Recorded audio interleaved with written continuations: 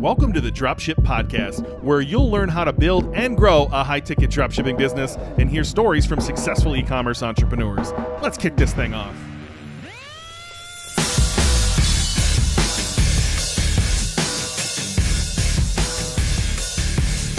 Hey, welcome to the Dropship Podcast, and today we have a special one. We want to talk about UK specifically. What does dropshipping look like in the United Kingdom? What is different than the US? Do you need a UK specific course that costs even more than every other course on the market to do the same thing? We're here to answer those questions. We brought one of our best UK students, Jayden, who's been on the podcast before, to come back on the podcast and talk to us about different UK specific topics. Welcome, Jayden. Let's get started. Like, where do you want to jump into this? What is the most common question you get? I know you get reached out to a lot in the Facebook group of people wanting to know questions about the UK. What's the first most common question that comes up? Yeah, I think the first most common question is does it work in the UK? Which we've done a separate video on, but we can touch on quickly here because it's always where people start. And I think there's a common misconception that comes from if you look into dropshipping, if you look at the educational content online, it's all very American. I think even dropshipping as a term is pretty American. If you run a dropshipping business here in the UK, you won't hear the word very often. We're normally called online retailers. They talk about direct to home delivery quite a lot. So I think there's this concept of maybe dropshipping is just this American thing that only works over there. So that's the first thing, is does it actually work in the UK? Is it a viable business model? Which we can go ahead and answer right away if you guys like. I mean, it's something you guys have touched on before on the podcast. It works anywhere. There's a well-developed e-commerce market, right? So it doesn't have to be the UK. We were talking before this call about loads of different territories in Europe that have easily got a well enough developed e-commerce market and enough of a population to run a business there. So as long as you've got that, you're good to go. I think some people just like to hear their own accent of somebody who's actually doing the work there say that. Now, before the podcast, before you even hopped on, Jayden, John did his best UK impression. If we can get that out of him during this show, the ratings are going to go through the roof. But I think it's just nice to hear that, you know, a UK person says, absolutely, this works. And it might be different nomenclature there in the UK. Yeah, definitely. No, I think there's always comfort, isn't there, in seeing that works over there. And, you know, even just, and don't get me wrong, there are some nuances, like the way you would speak to customers. I actually think this is a good reason not to run a business, for example, in the US. If you're in the UK, is like, you know, pretty similar cultures, but we talk about things differently. We think about things differently. So when you're writing for your customer, if you're operating a business in the US, there are going to be some things that we say that sound a bit ridiculous, like we're in an episode of Downton Abbey. And vice versa, right? So certain stuff isn't going to land, but equally, like you say, there's also comfort in hearing it in terms that are a bit more, you know, familiar. Can we talk about like UK specific nomenclature? So, you know, right out of the gates, sounds like dropshipping isn't necessarily the word like retailer. I don't like to use the word dropshipping. It's simply a method of fulfillment. Is there something else happening? Like when you inevitably build your website and start calling suppliers, are you saying something different than I would be saying here in the US or that we've taught on this show before? Yeah, only to the extent. So all of the scripts, all of the why a supplier would want to work with you doesn't change. It's more the conversation and the way the supplier approaches the conversation. So not much changes on your end approaching. But generally, if a supplier is keen to work with you, they'll give you two prices. Normally one called a stockist price, which is, of course, you're taking stock, you're holding it in a warehouse or a 3PL or whatever it is, and generally that will come with elevated margins and a minimum order quantity, or a direct home delivery price, and you'll get two different margins for those, right?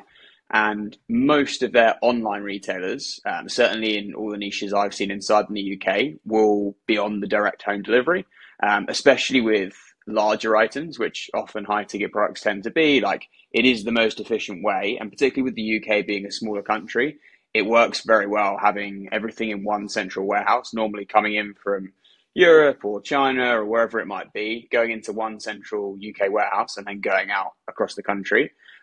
So there's not often a really good reason for places to hold stock unless maybe they've got a showroom or, you know, something like that. So yeah, you get two of those, but generally you won't have a supplier say to you, oh, so you want to drop ship or you want to do drop shipping. It will just be, so you want to be an online retailer of ours. Do you want to hold stock and get this price, or do you want us to hold your stock and get that price?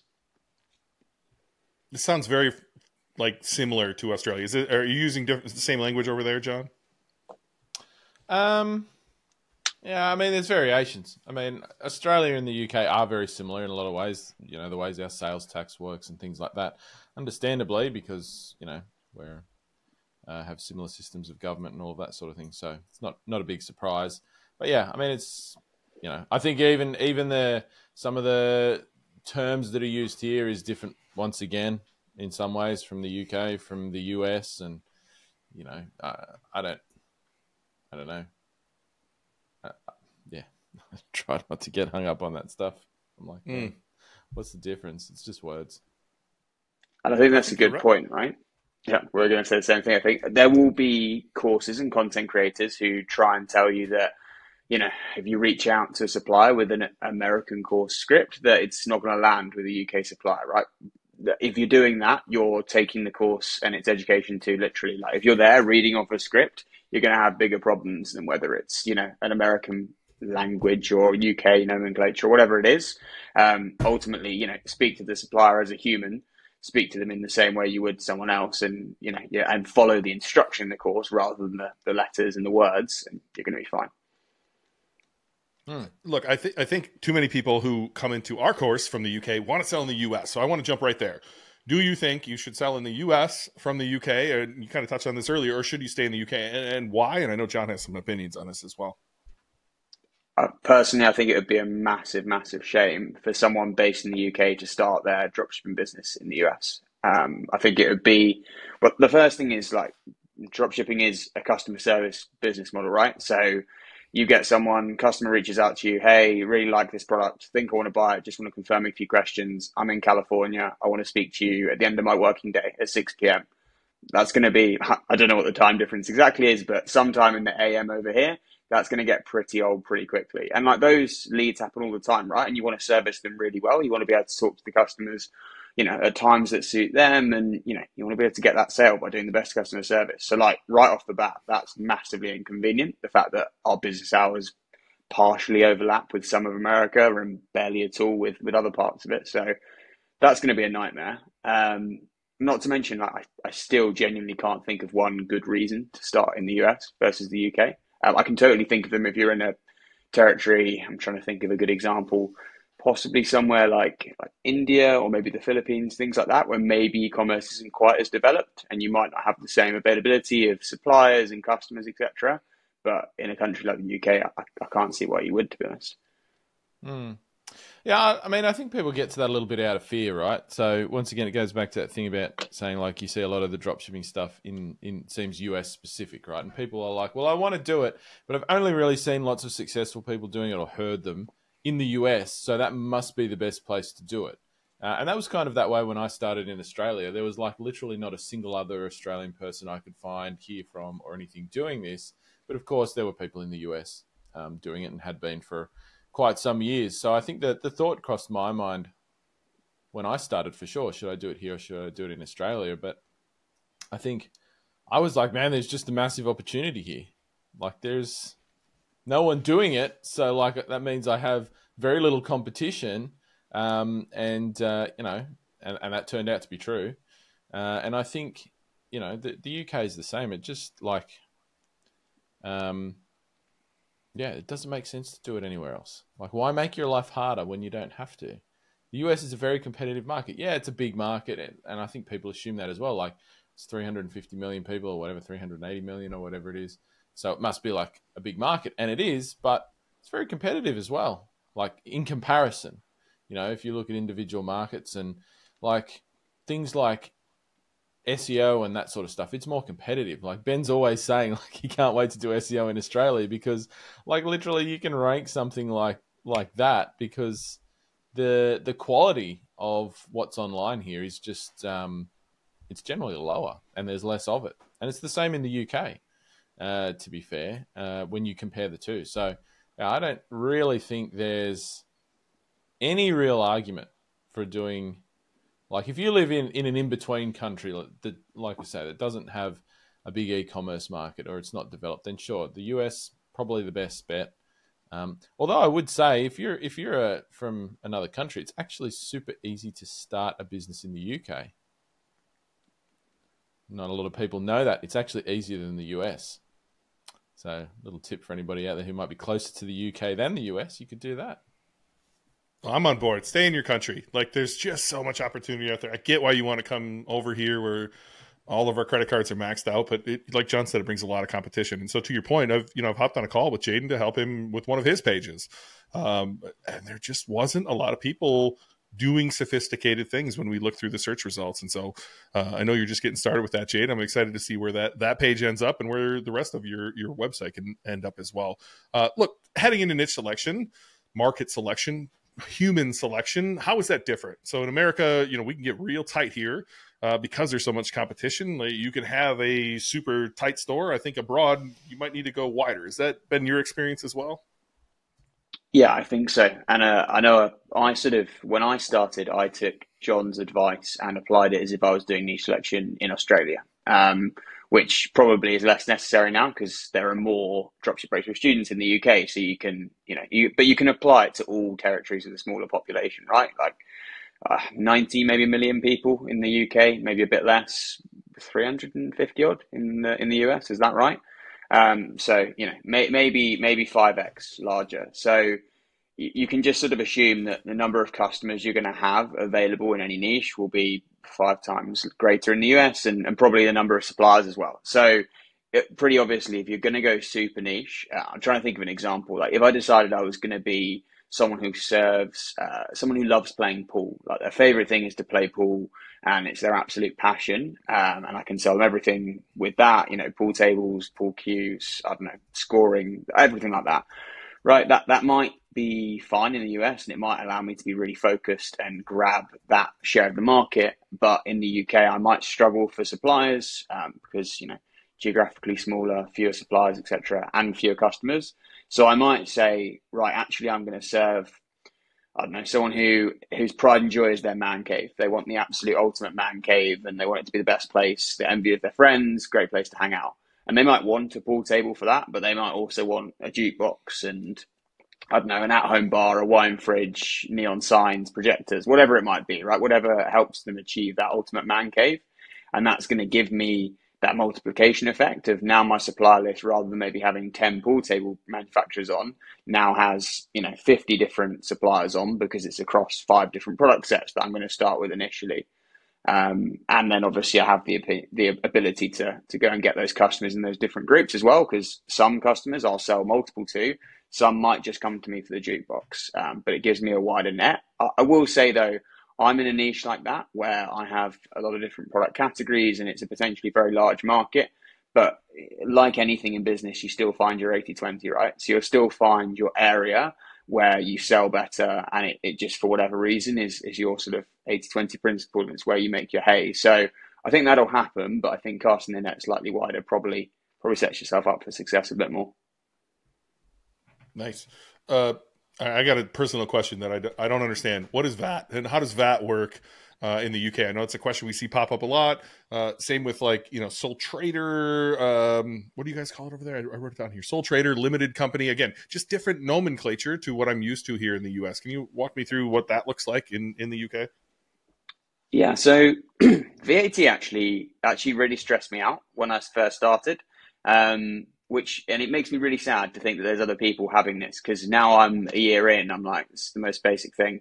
Why did I ever let this bother me? But like, the literature online is absolutely dreadful for trying to explain this to you. And so I must have read 10 or 15 articles and couldn't understand. And then eventually I hired my accountant and they explained it to me in about 2 minutes. But without trying to blow anyone's mind by doing public math and, not having the numbers in front of them on the screen. When you sell something in the UK, and I'm sure I'm ignorant to this stuff, I'm sure it's very similar in Australia and probably pretty similar in the US as well. But basically, if you sell something for £6,000, to make it easy numbers, you don't sell it necessarily for £6,000. You sell it for £5,000 plus VAT, which is 20% on that £5,000, which is the excluded tax or excluded value-added tax is what VAT is, right? Sales tax.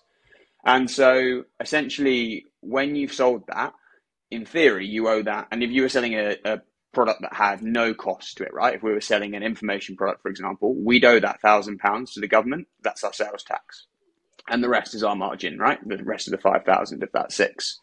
Now, because we're drop shipping and we have a cost of products, let's say we buy that product off the supplier for £4,000. So our gross margin is 2,000. We have like 33% margins. We've now paid VAT as well because the supplier has to charge us. So now we've paid £666 on that. Of that 4,000 is VAT. So we get to take that back. So we don't have to pay that bit to the government. So what's left between that 1,000 on what we charge the customer and what we paid our supplier, that's our VAT liability. So that's what HMRC at the end of the quarter are going to come and say, right, can you tell me all the sales you made and all the VAT you charged? And then can you tell me everything you bought and the VAT you paid? And the difference is what you're going to pay us. And obviously that comes out of your margin. I have templates and financial spreadsheets that just take this right out of your margin at source, so you know exactly what your net margin is. And also anything you buy in the same period is also VAT deductible. So if you go visit a supplier, the VAT on your fuel is deductible. Same with your subscriptions, anything you buy really. So your VAT liability tends to end up as a relatively small number until you get to start to do really, really big quarters. But yeah, it's one of those things at the end of the day. I think this is true of this business model in general. We all tend to find a way to that sort of 15 to 20% net profit margin one way or another. And everything in your market will be calibrated to, for example, in the UK, include VAT because businesses need to make money whilst paying their VAT, right? So yeah, ultimately it's a simple calculation. It's nothing to stress about. It's just something to be aware of when you start making sales, really. It's how I categorize it. It isn't something to worry about before you've even started. It's not, from the outside, it sounds confusing. Is it similar in Australia, John? It's exactly the same in Australia. Our GST works pretty much exactly the same way. There's some really minuscule differences, like the rate of what you charge is different. Like the actual percentage tax rates are different. But in terms of its mechanism and how it works, it's exactly the same. And yeah, I guess it seems confusing. It still surprises me that people... I don't know, maybe I'm just not remembering what it was like to be started, but it's such a tiny thing. And you don't even worry about it until you're selling anything. Like, you got so much to do between starting at scratch and worrying about having to pay sales tax. Like, you have to be making sales before it even matters, really. I mean, yes, you've got to have a plan for accounting it and all of that sort of stuff. But once again, I mean, if I'm honestly frank with everybody, and this is not me giving you advice, but the tax office, when you're just starting out and you're doing a few thousand in revenue, they don't give a shit about whether you get it right or not. Let me tell you right now, they're not checking every business to make sure, did you miss your things by like 20 pounds or 30 pounds or something? No, they don't care. They really don't care. And even if they do, they're a great lending institution, the tax office. This is not tax advice. We are not tax professionals. No, proper disclaimer. No, but there's so many questions, and we're working on hiring a project manager here who can kind of step in and be like, hey, we should record a video on this or a video on that. This is a great place where I think Jayden could do a little video on VAT. Maybe you could do a little video on GST and just, resolve the fears people might have before they even start, which is many, right? There's is my family going to judge me? What are my friends going to think? What if I fail? This is just another one of those that can stop people from starting in the first place. So I think the beauty of this is Jayden had all of these issues and he was kind enough to build something for our course. Jayden, can you talk about like what you built inside the course, the UK specific module, and like what's actually in there? What's in Dropship Breakthru that addresses the UK specifically? Yeah, sure. So basically what we've done is created a complete kind of over-the-shoulder run-through of all of these things, a lot of which we've just talked about. So understanding VAT, using spreadsheets, which my spreadsheet is just an adapted version of Isaac's, who anyone in the course will know. Isaac was a high-ticket dropshipper turned sort of bookkeeper and accountant, essentially. And so he created a spreadsheet that's fantastic for dropshipping, and then I just adapted it to sort of work for UK financials. So that's in there and how to use that and understand it. So there you go. There's VAT taken care of for you, right? It's good to understand it, and I hope that by watching the video you'll be like, okay, I do get how this works. But if you don't, you're just going to plug your sales into the template anyway, right? And it's going to tell you exactly what you owe and how it affects your margins. So, and that's the idea really of this module, is to take the stress out of all of these things that worry people. So I do things on screen like set up a limited company here in the UK. So I actually go on the government website and from start to finish, I put in all the details. And again, like once you've done it, it's all incredibly simple. But they ask you questions like, who are going to be people of, I can't remember exactly how they phrase it, but people of special control or special influence, etc. And these are things that possibly people can look at. In fact, my brother-in-law is actually going through the process of starting up a dropshipping business at the moment. So I'm literally seeing it firsthand. You know, when you're new, you're so scared of getting everything wrong. And the kind of, unlike John just said, everyone thinks that like, oh, if I get things wrong by any sort of measure, it's going to be legal trouble, my business. Well, really, we all know it's going to be nothing more than a minor headache maybe, but it stresses people out and they stumble. And it really, the first 30 to 60 days, like momentum is the most important thing. Moving towards being able to make a first sale, have a website live is the most important thing. So that's the idea of this module. I think there's 10 videos in there. It's things like how to set up a bank account, how to form your company, you know, getting your financials right, collecting cookies, all these things. Can you get, you know, getting credit cards, getting credit card rewards points, and anything in that sort of, I'll call it rough admin bracket that you just need to get done and get out of the way. And that's the idea, right? Is that you do it on screen at the same time as me. And then it is literally, I go in there once, I do the videos and all the action off the back of it, and then I'm done. And I can just focus on the important stuff like getting suppliers, getting a website up, you know, getting ads up and making a sale. Well, look, I didn't know the answer to some of these questions, so I appreciate you coming on the show. We've built a special link. So not only does Jayden, you know, hop in and build an entire module for you. If you're thinking about joining our course, you'll have that inside. You can get an hour of Jayden's time where he can help you with this stuff, help you get your business started, help you get moving along. And you can find all of that at dropshipbreakthru.com/UK. Hop on there, grab a call with Jayden. He's a smart bloke. I'm really glad he's in our course. I'm really glad he's successful. I thank you so much for, like, you know, creating videos for us, hopping on a podcast like this, and coaching for us here in the near future. No problems at all. I think if it's okay, just before we finish up, I just want to touch on one more thing, which is sort of why we created the module, which is we see a lot, and it's people who create courses in the UK who are, to be honest, to call it out, they're playing on that fear that we talked about, which is there's a lot of people doing it in the US and being successful. I can't see it as much in the UK. Maybe there's a reason. Maybe there's these special nuances and the secret sauce that they need to know. And they try and play on that fear, right? And they try and tell people that you absolutely must buy a UK specific course or you're going to have problems. And it's completely false, right? Like I took Dropship Breakthru international course, I guess you'd call it. It's not really an American course. And, you know, I had to work out the last 2% or whatever it is. Buy the course that has the best content, because realistically, the things that are UK specific are not going to mean success or failure in your business. How you set up your company, the bank account you get, etc. They're small headaches that you want to move through quickly, but they're not going to mean success or failure, right? How well you do marketing and how well you do customer service, realistically, are going to be the difference.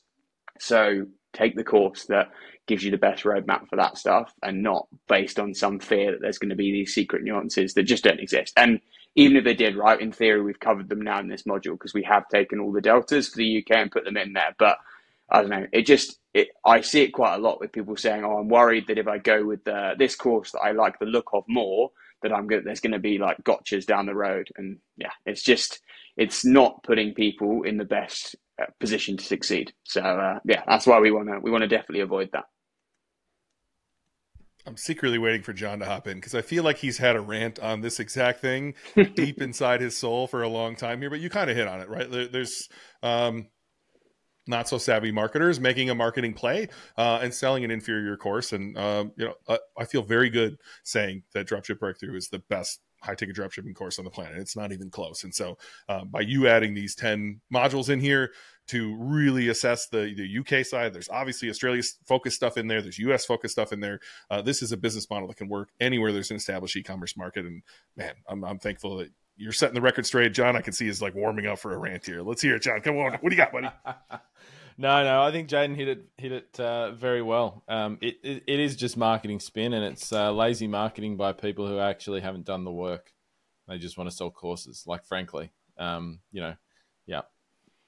Look, I don't want to be too mean, but you know, yeah. The audience wants you to be mean, John. Yeah, I know. It's nonsense. I mean, the country-specific thing, even if there were minuscule differences, I mean, it's just so nonsense that, like, I don't even want to address it. And I know that people have it in their head that there might be differences, and that's a fear and all of that sort of thing. But Yeah, I mean, Jayden said it exactly. Like, whether or not there are, even if there were differences, like if you don't get things like learning how to grow a business properly, how to set it up right, all that sort of stuff right, like it doesn't matter about those tiny differences. Do you know what I mean? Like, because who cares if you get your VAT right? Because you're not going to be selling anything because you're not marketing your business properly. You haven't set it up right. You haven't picked the right niche or the right market to sell in. You're not setting your business up for success. And, so all that stuff, little setup things. I mean, yes, you want to do them right. And yes, it's great that, we're talking about that. But really,